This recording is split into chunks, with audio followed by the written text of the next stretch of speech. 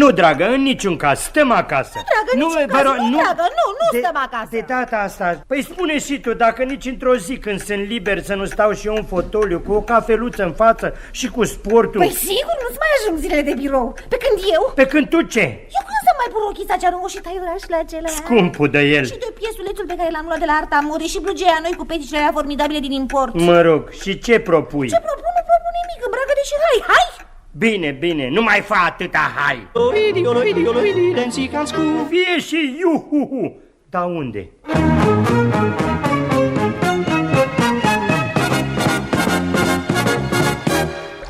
Sus la munte, la izvor.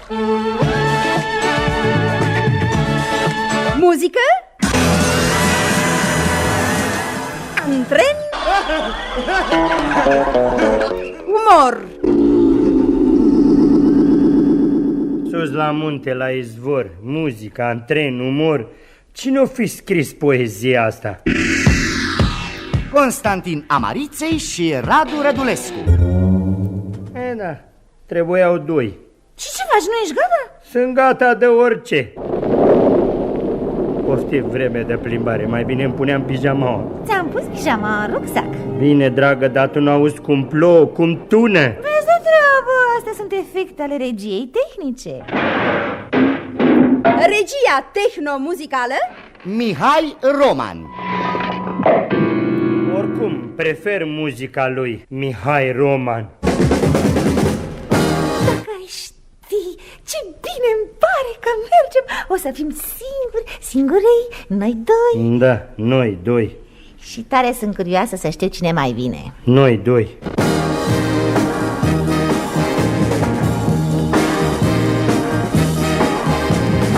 Sus la munte, la izvor. Vor mai fi întâmplător?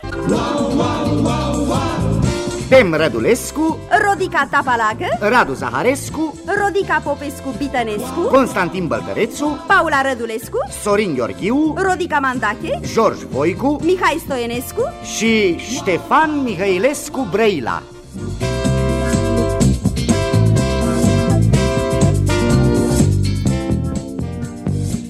Spune-mi, dragă, cum îl cheamă? Uite ce masiv e. Nu, dragă, cel de colo, îl vezi? Cum nu-l cunoști? E masivul Bucegi. Și subțirelul ăla din fața lui cine e? Păi ăla e... Ăla mic așa, subțirel așa, ha? Redactorul emisiunii Manole Pavel Dan.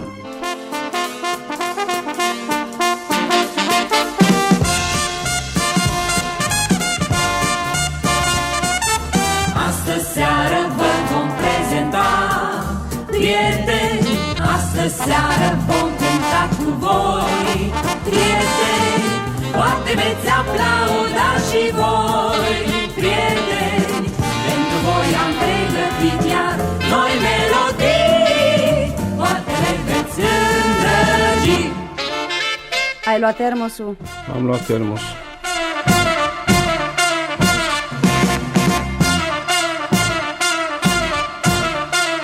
Ai luat pătura? Am luat pătura.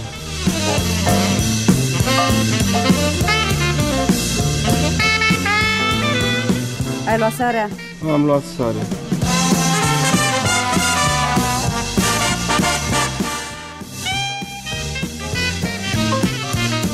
Ai luat tranzistorul? Am luat tranzistor. Ai uitat ceva? Am uitat ceva. Astă seară vă vom prezenta, prieteni, astă seară vom cânta cu voi, prieteni. Aoleu, ce ai uitat? Am uitat să închid apa la baie. Și ploua, și ploua. Și doar ți-am atras atenția să închizi apa. Hai să ne adăpostim aici. Dar știi că toarnă zdravăn. Las că trece, hai să punem tranzistorul. Vremea în curs de încălzire. Cerul variabil cu înseninări pronunțate în cea mai mare parte a țării. Vântul va sufla slab până la moderat. Temperaturile minime în creștere. Ploi cu totul izolate la altitudini situate mai sus de 2000 de metri. Ca să vezi, dragă, unde am ajuns. sus în munți, cerul azuriu m-a vrăjit, fără ca să știu și spre vis, drumul ar mi-a deschis. Sus acolo, sus în munți, gingașe comori unduiau, prin poieni cu flori cântece de chitări se pierdeau în zări și doar un mic regret păstram în gând, că ziua se sfârșește prea curând. Și apoi noaptea sus în munți, abia așteptam zorile. Am să te reclam. Mai pus să-mi spăl mașina, să-i dau și cu șampon, să fie batovina frumoasă, de bon ton. Mai pus să ies în stradă. Și ce-ai făcut apoi? Oricine poate să vadă că e plină de noroi. Primăvară, primăvară. Hai, plecă de la geam. Să știi că te reclam. Mai pus să-mi scot paltonul, să-l pun în naftalină. Nevastă mea mutonul l-a dus la o vecină, l-a dat, că nu mai e nevoie, că e și de bădat. Eu am ieșit în haină, nevasta în pardesiu. Și chiar din ziua aceea și eu... Și ea... S-a întors după muton zadarnic, prea târziu.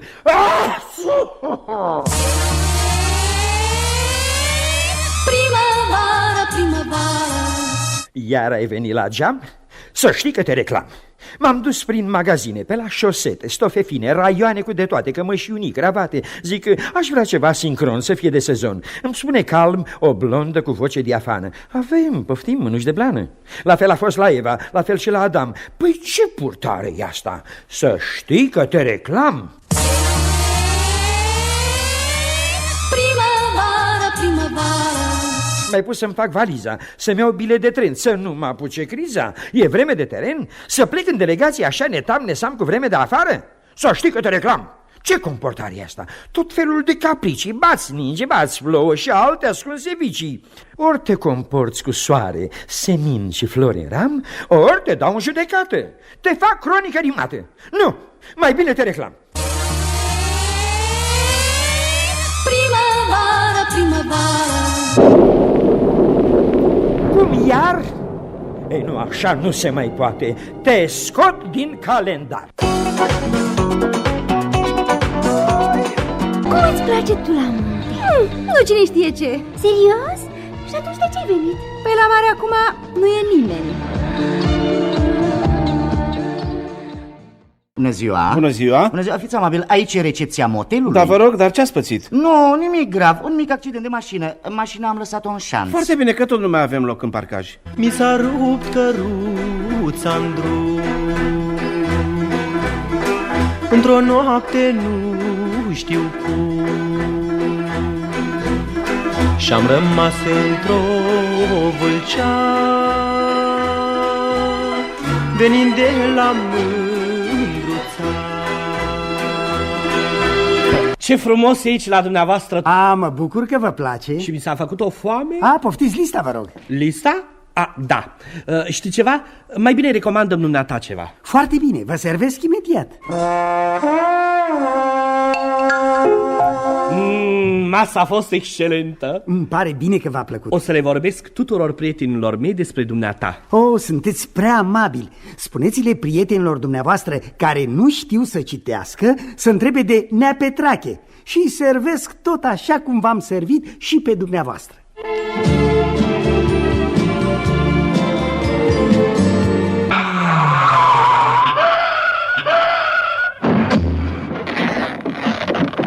Ce-i faci, dragă? Păi n-ai văzut indicatorul viraj periculos? Păi tocmai de asta, am vrut să-l ocolesc. În rucsac, în buzunar, ia la drum un dicționar. ce-ți oferă după caz? Câte un cuvânt cu haz.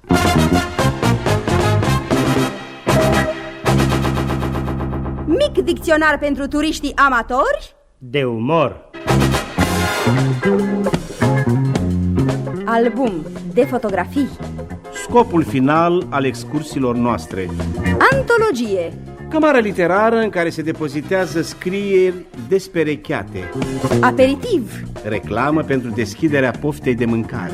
Arheolog. Omul care știe să scoată aur din pământ, din piatră seacă. Armură. Modă vestimentară medievală. Autor. De însemnări de călătorie. Colecționar de informații din ghiduri și prospecte. aventură. Excursie turistică având un program bine pus la punct și toate serviciile plătite. Baltă. Pomul lăudat de pescari. Basm. Preparat literar pentru adormit mici și mari. Bufet. Unii urcă și la 2000 de metri ca să bea o bere. Canar. Privighetoare de import. Cascadă.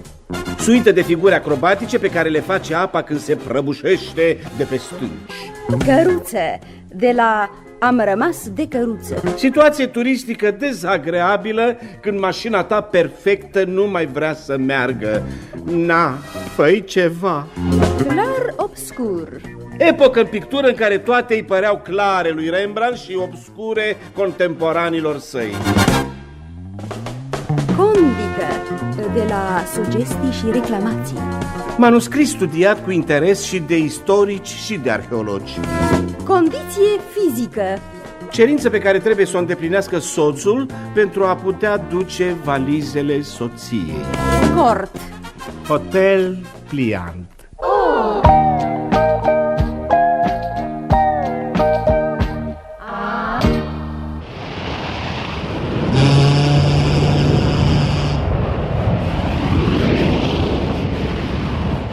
E frumos la munte, dar și pe mare e frumos. Da, da, ia te uită, un om înnoată în larg. Lăsăm o barcă la apă! Nu e nevoie, nu! Spuneți-mi numai, mai e mult până la mal? Nu mai e mult! O țineți tot așa, o umblu și peste 2 zile o las la stânga! Mulțumesc și s-au simt de bine!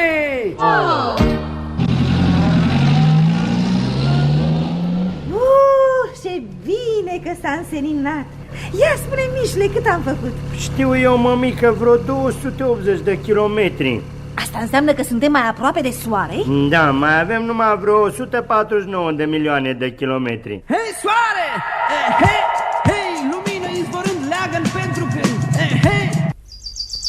Auzi, Mișule, îți pare bine că suntem pe munte? Îmi pare. Numai noi doi. Asta e situația. Natura e superbă. Da, mămică. Pădurea cu ciripi, ciripi. Iarba cu văleu. Și atâta liniște în jur. Da.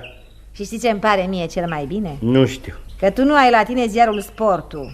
Aoleu, bine că mi-ai adus aminte. Acesta încearcă dintr-o bucată să paseze, însă nu reușește. Mingea a fost interceptată în traiectoria ei. Luptă pentru cucerirea balonului și reușește. Trece dincolo de linia de centru, se apropie de careul de 16 metri.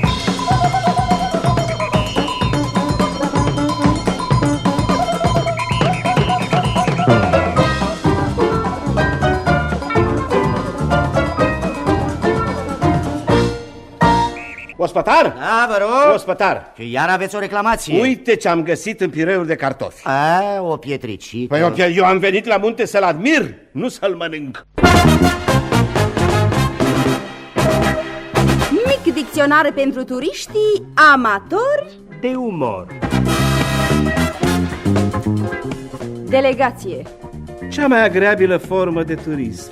Dentist. Personaj în fața căruia rămâi cu gura căscată. Diapozitiv.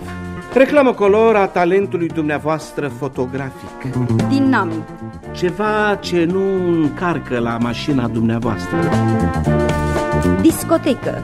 Loc amenajat pentru turism muzical. Distribuție. Lanțul slăbiciunilor la mașina dumneavoastră. Doc. Nod în gâtul sticlei. Tresor. Cel mai bun prieten al animalelor.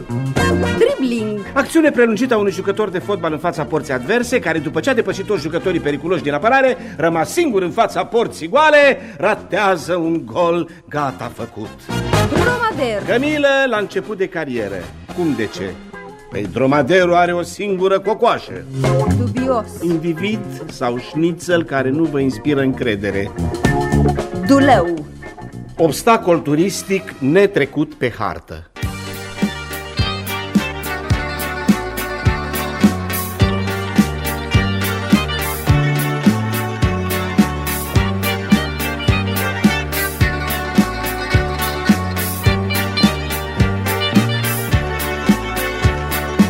ce mai faci, Georgică, tot acolo? Tot.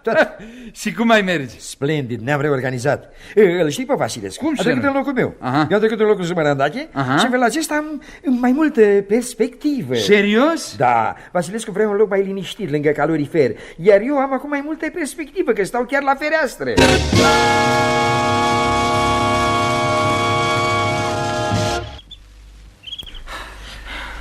Mișule, a cam început să se întunece. Nu mai e mult până la cabană. De unde știi? Păi uite, și dumnealor merg tot într-acolo. Care dumnealor? Uite, pe cei 3 care merg în urma noastră, înfofoliți în blănuri. Cred că sunt... ce turci!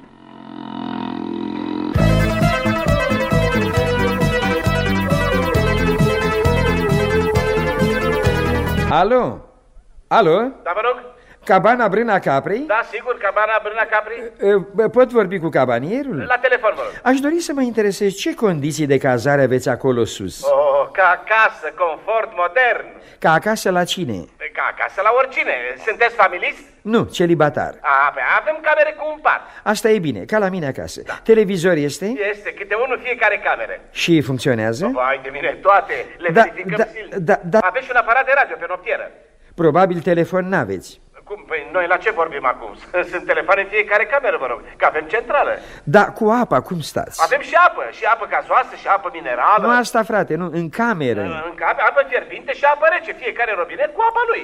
Aha, v-am prins. Apă călduță n-aveți. Avem, că se poate face media robinetelor, nu? Poșta vine? De 2 ori pe zi, scrisori, telegrame, presă, totul sosește impecabil. Dar eu am acasă un șah. Acolo aveți șah? Șah? Vai de mine, avem șah, remi cu pietre, table, de toate, ce mai e? Interesant. Da, eu acasă mă rad cu mașină de rasă electrică.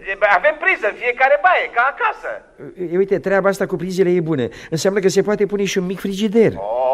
Ne-am gândit și la asta. Fiecare cameră e dotată cu un mic frigider electric. Da, dar știți, eu iubesc copiii. Știți, de aici, din garsoniera mea, am vederea în curtea unei școli. Da, fiți fără grijă, vă rog, cabana e plină de copii și avem o tabără aici.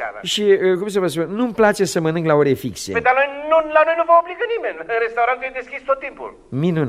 Minunat, asta zic și eu, confort modern. Păi eu ce v-am spus, nu?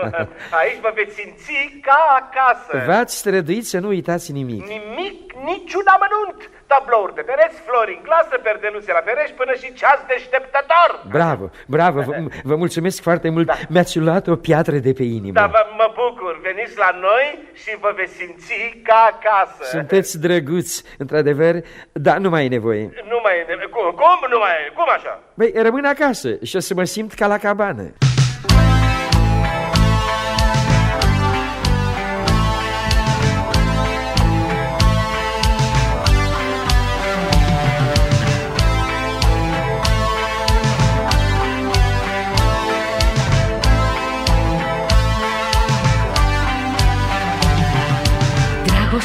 Ce să mă fac? Nu știu cum să-ți fiu pe plac. Vii mereu pe capul meu și tu știi cât mi-e de greu. Chiar mi-ai luat liniștea și-ai ascuns-o undeva. Dragoste ce ți-am făcut, pentru ce te-am cunoscut. Ce dorești, dragoste, de la mine? Pentru ce nu mă lași iar în pace? Nu ți-am spus să revin și prea bine, însă tu faci mereu cum îți place.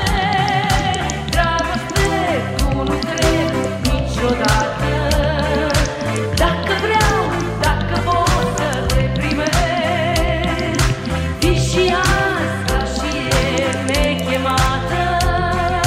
Și atunci ce să fac, din nou iubesc.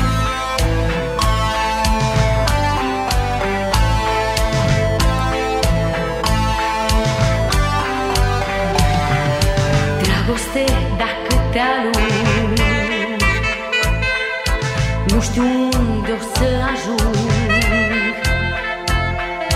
să te las ce mult aș vrea, însă tu ai legea ta. Nici scuzați și nici vă rog, că-mi e inima zălog. Nu mă ascult să spun cum e, asta ești tu, dragoste. Ce dorești, dragoste, de la mine? Pentru ce nu mă lași iar în pace? Nu ți-am spus să revin, știi prea bine, însă tu faci mereu cum îți place.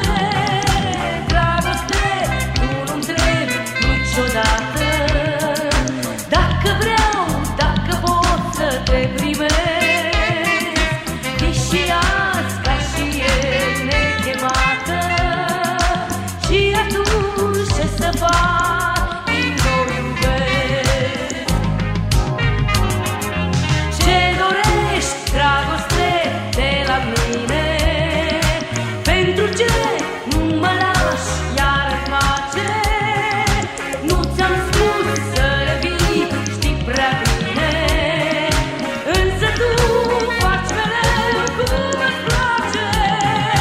Dragoste, tu nu-mi trebuie niciodată, dacă vreau, dacă pot să te primesc, fii și azi ca și ieri nechemată. Și atunci ce să fac, din nou iubesc. Ce dorești, dragoste, de la mine? Pentru ce nu mă lași iar în pace? Și cum a fost în excursie? Superb!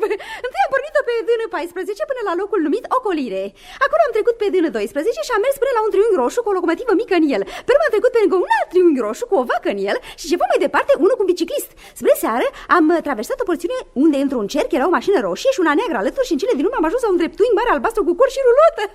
Dimineața am trecut pe E20 de culoare verde pentru că pe un dreptunghi albastru era o cheie franceză neagră la 100 de metri, dar responsabilul era plecat și așa că ne-am dus acolo mai departe până la un alt panou albastru cu receptor negru. Dar n-am putut telefona pentru că lipsea restul aparatului. La pompa neagră 300 ne-am făcut plinul și după ce am stat vreo oră la panou cu lingură și furculiță încrucișată, ne-am întors pe DN22 acasă. Băi, a fost nemaipomenit. Ce mi-a plăcut. Câtă splendoare! Ah, frumos e dimineața pe munte. Da, Siros. Ții minte că am mai fost pe aici? Pe aici? Când, dragă, nu eram eu, să știi. Când abia ne-am luat. Atunci mi-ai spus că în copilărie ai fost aici cu o fată și v-ați scris numele pe copacul ăsta, Mișu și Mimi. Mimi? Da. Un singur lucru mă întreb. Cum ți-ai scris numele la înălțimea asta dacă zici că erați copii? Păi nu-ți dai seama, dragă, a crescut și copacul, nu?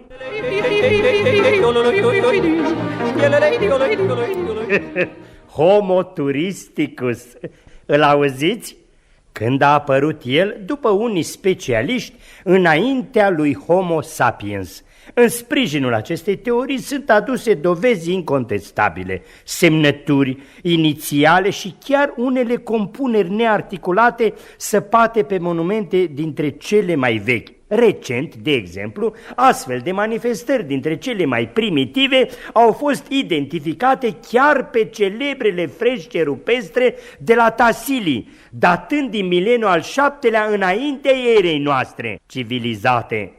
Homo turisticus. Dacă prin turism înțelegem deplasarea omului pe o distanță mai mică sau mai mare, cu dorința de a cunoaște cele existente în jurul lui, atunci, fără îndoială, primul a fost turistul de Neandertal. Era un turist modest, care se mulțumea cu puțin, dormea prin grote, fără prea mare confort și se hrănea cu temirce. Din perioada aceea nu ne-au rămas diapozitive, ne-au rămas diorame, tot un fel de fotografii, dar mai mari și în relief.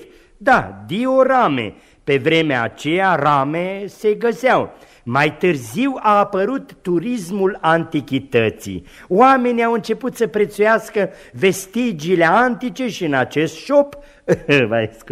scop călătoreau prin diferite locuri unde se găseau antichități la preț convenabil. Dintre călătorii cei mai celebri ai acelei vremi poate fi amintit, de exemplu, Caius Iulius Cezar, care a făcut mai multe excursii foarte frumoase. Așa, de exemplu, a fost în insulele Britanilor și în special în Galia.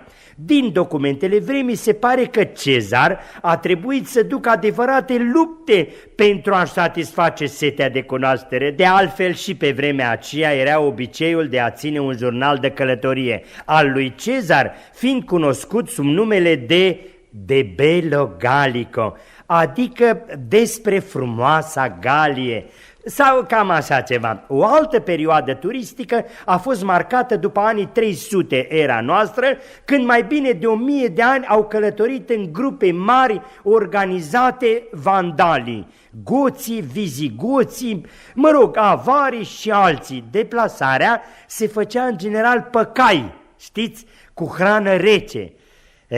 Toți acești turiști sunt azi de domeniul trecutului. Nu știm mare lucru despre ei. Despre avari, istoria ospătarilor consemnează că nu prea dădeau bacșiși. Din păcate însă, judecând după unele dovezi contemporane cu privire atât la păstrarea fondului turistic cât și a comportamentului de tip Homo sapiens, s-ar părea că nu toți vandalii au dispărut cu desăvârșire. Dacă îi întâlniți, fotografiați neapărat, ei prezintă un deosebit interes pentru știință, pentru noi deloc.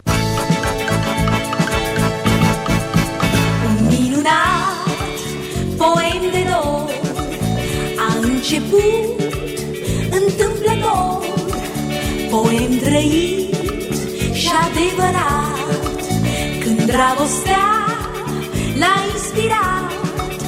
Aceste zile noi nu le vom uita, rămân de neasemuit. Aceste zile în care dragostea pe drumul nostru a florit. Aceste zile de calde nostalgii ni le vom aminti mereu. Vor trece ani, dar ele vor trăi în gândul meu și în gândul tău. Ieri nu știam cum te iubești, azi te iubesc și mă iubești. Și atâta știu că în sfârșit speranța mea s-a împlinit. Aceste zile noi nu le vom uita, rămân de neasemuit. Aceste zile în care dragostea pe drumul nostru a florit. Aceste zile de calde nostalgii ni le vom aminti mereu. Vor trece ani, dar ele vor trăi în gândul meu și în gândul tău. Șir de imagini pline de soare, pe un ecran fermecat și nevăzut, vor fi într-una strălucitoare, strălucitoare și vii și tot vii ca-n trecut. Ieri nu știam cum te iubești, azi te iubesc și mă iubești. Și atâta știu că în sfârșit speranța mea s-a împlinit. Aceste zile noi nu le vom uita, rămân de neasemuit. Aceste zile în care dragostea pe drumul nostru a florit. Aceste zile de calde nostalgii ni le vom aminti vor trece ani, dar ele vor trăi în gândul meu și gândul tău. Aceste zile noi nu le vom uita, rămân de neasemuit. Aceste zile în care dragostea pe drumul nostru a înflorit. Aceste zile de calde nostalgii ni le vom aminti mereu. Vor trece ani, dar ele vor trăi în gândul meu și gândul tău. Uite, în decorul ăsta de munte sunt înclinată spre meditație. Serios? Și la ce meditezi?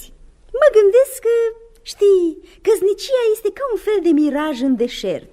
Palate, palmieri, cămile.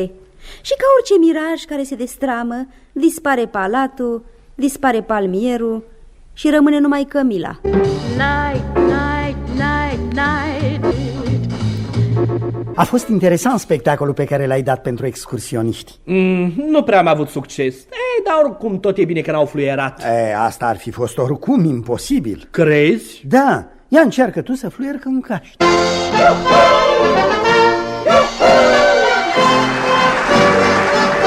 Primul joc se joacă stând pe loc.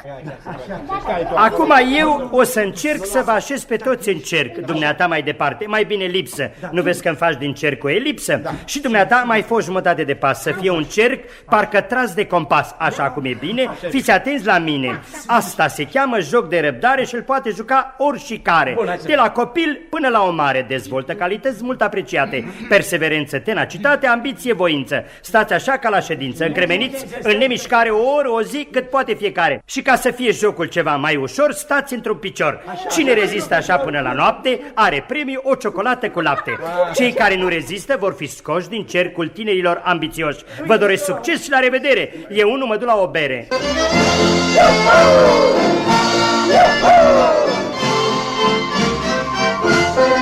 Al doilea joc e de deconectare. Se joacă tot în cerc, dar în mișcare. Așezați-vă din nou roată, știți cum? Că v-am mai învățat odată. Eu o să stau la mijloc pentru ca să aveți noțiunea de centru. Luați-mă bine de reper fix, că altfel puteți da kicks.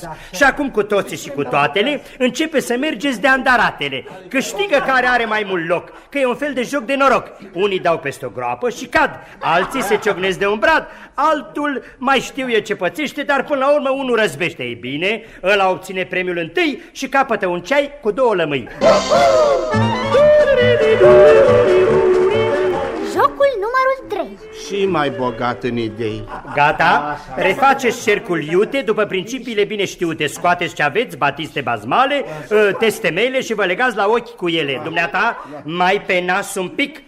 Să nu vezi absolut nimic. Logica jocului e clară, fiecare cu lumea lui interioară. Așa, acum eu pun la mijloc o capsulă de Cico. Care o găsești, ridico. Primești premiul pentru strădanie, sticla de șampanie. Cum vi se par regulile prea slabe, atunci înaintarea patrolabe. Așa ca ursul, cine se dă cap în cap părăsește concursul. Poc, poc, poc. N-ați avut noroc, ieșiți afară din joc. Așa, au mai rămas doar 2. Poc, ieșiți afară și voi. Îmi pare rău, dar n-a fost să fie, șampania îmi rămâne mie.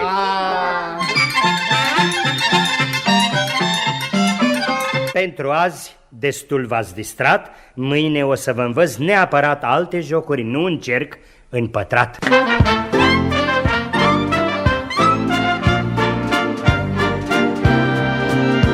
La cabana 3 brazi, la cabana 3 brazi, în Boiana din vârf ne-am întâlnit.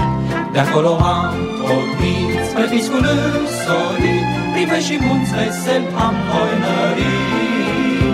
La cabana 3 brazi, la cabana 3 brazi, ziua întreagă am râs și-am chiuit. Pădurea ne-a privit cu un florit covor și-a păsărelelor șegalnicor.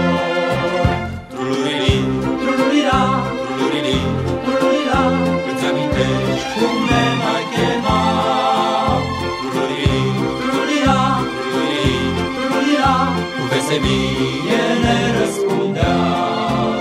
Pe bunul se depărta pădurea larg, el făcea ca un prieten care glumea și am chistat, ia la sfat, dar soarele s-a ridicat și spre cabană ne-a invitat. Joc în poiană, apoi am pornit, în ritmul armonicii neobosit, și întreaga natură cu drag ne-nvia, când mână în mână ne-am prins a juca. Trulurile, trulila, trulurile, trulila, un tur de munte iar vom pleca. Trulurile, trulila, trulurile, trulila, și tinerețea cu drag vom cânta. Iuhu! Mic dicționar pentru turiștii amatori de umor. Eclectism, turism intelectual. eclipsă, deformă, Fenomen ce are loc când între portarul advers și atacant se interpune un fundaș. ecou, Omul în dialog cu natura. efemeride, Insecte cosmice. egoism, Individ care se sacrifică pentru binele propriu. electricitate, Principiu care izvorăște din blana de pisică. elefant, Exponat zoologic pentru miopi. enciclopedie, Cartea de telefon a cunoștințelor noastre. energie, Ceea ce ne trebuie tot mai mult și avem tot mai puțin. enigmatic, Zâmbetul Giocondei, al Sfinxului și al recepționerului de la hotel. enigmă, Totalul notei de plată de la restaurant. epigon, Moștenitor căruia la deschiderea testamentului nu i-a revenit nimic. extaz, Stare ce ne cuprinde în fața unei opere despre care ni s-a spus că e celebră.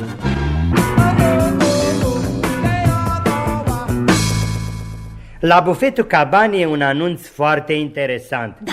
Ce scrie? Atragem atenția unor clientele că praful de pe chifteluțe se șterge zilnic. Dacă șnițelul pe care îl serviți vi se pare prea tare, e bine să nu mai veniți la cabană. Muntele este prieten numai celor tari și perseverenți. Când se termină berea, rugăm să nu faceți scandal. Avem un singur măgar care o aduce numai marți și sâmbătă. Condica de reclamații se găsește pe vârful Penteleu, 1773 de metri, telefonul defect. Ah, ce pătimaș iubim în taină telefonul. Cu excursiile astea înveți o mulțime de lucruri. Uite, și la București au un râu. Cum s-o fi numind?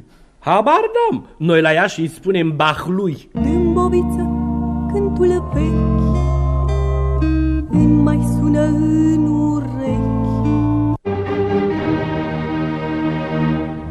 E formidabil, formidabil, nu știu, poate e numai o impresie, dar pot să jur că am fost logodit cu dumneavoastră anul trecut în luna mai. Tot ce se poate. Și anul trecut am avut concediu tot în mai. We are going on a summer holiday. If you want to go, you'll swim.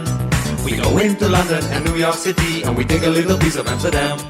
Salve, colega! Ura, ce faci pe aici? În concediu, nici nu știi cât de obositor să te odihnești la birou.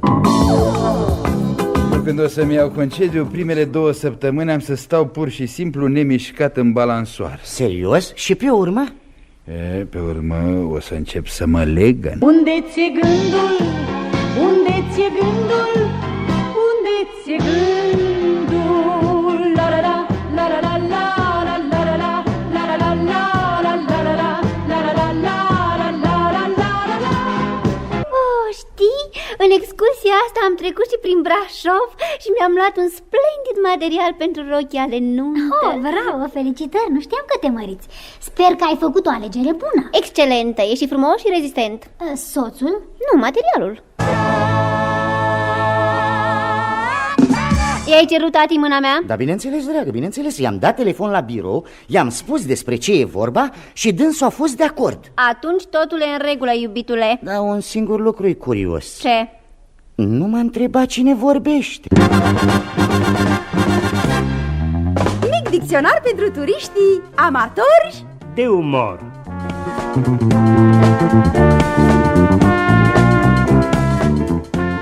Fakir, turist care poate dormi pe orice pat. facil, În viață numai umorul e facil. fard, Pictură sub care se ascunde adevărata față a personajului.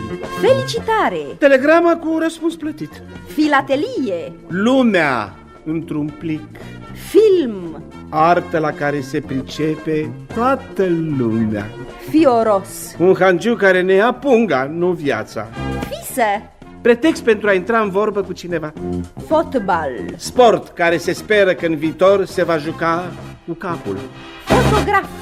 Artist care ne face să zâmbim fără să ne spună nicio glumă. Ah, ce tablou frumos! Cine l-a pictat? Habar n-am, l-am luat, gata, făcut.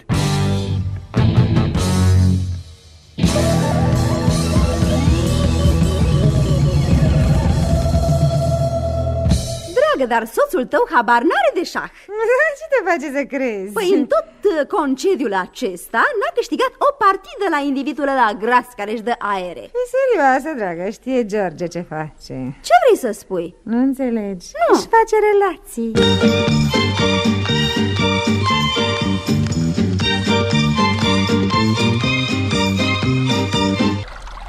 În sfârșit v-am găsit. Da, iartă-mă, dar nu pot să primesc niciun reproș. Dar mă rog, dacă insiști atât, nu vreau să se creadă că o fac pe vedeta. Nu e genul meu. Dacă ați ști prin ce peripeții am trecut până v-am dat de urmă, pur și simplu n-au vrut să-mi spună unde vă găsesc. Invidia, fericit sunt. Invidia. Da. Dar am spus clar că mă duc în făgăraș. Dar aici natura este foarte darnică. Decorul acesta să-l bate cu stânci abrupte. Da.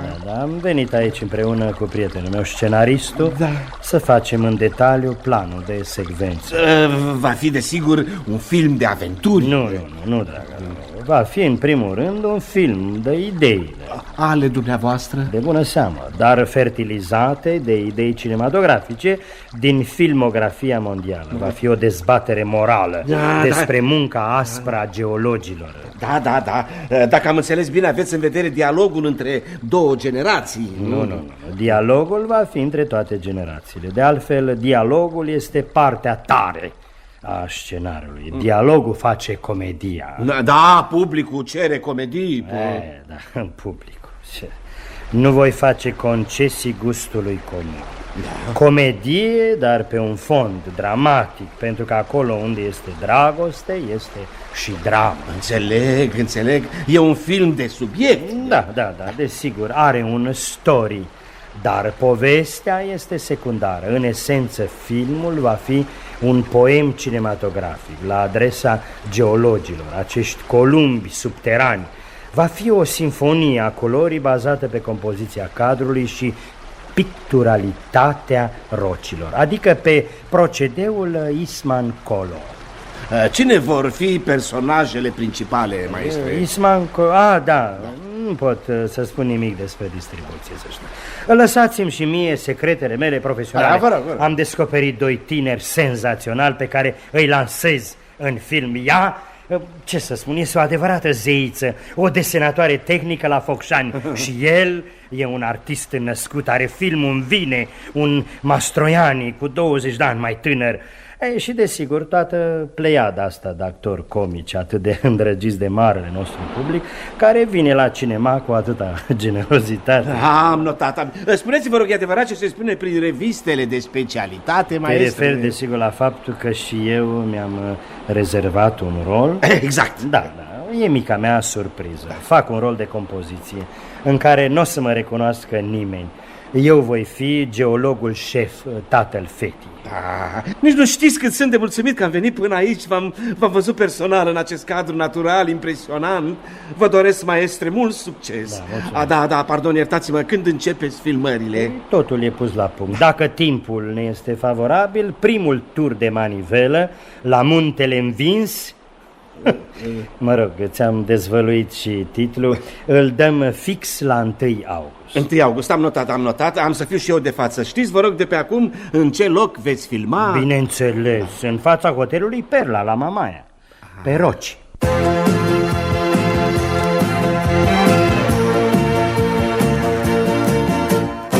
E bravo, Ionescule, acum se vine. Pot să știu și eu de unde vine voie să apari? Vin de sus.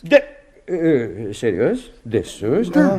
Înțeleg. Și cine te-a chemat? Nu m-a chemat nimeni. M-am dus singur. Dar zic că te-ai dus singur. Și pot să știu și eu cu ce problemă? Cum cu ce problemă? Cu problema concediului. Și pot să știu și eu unde anume sus ai fost? Bineînțeles, am fost sus, sus la munte, la izvor.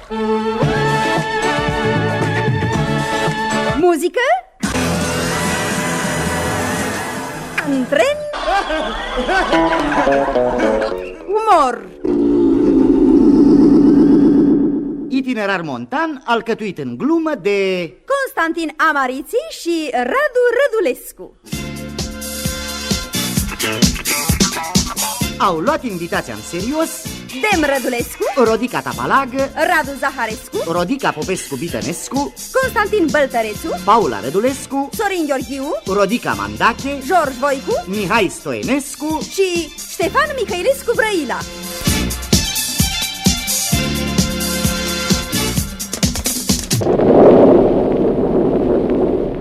Poftim, iar s-a schimbat vremea. Da, nu se mai potolește, drag. Regia tehnomuzicală Mihai Roman. Dragă, cine e persoana aceea care în tot timpul ăsta a stat retras într-un colț și nu a scos un cuvânt? Tânărul acela cu aerul că mereu îi ninge și plouă. Cine?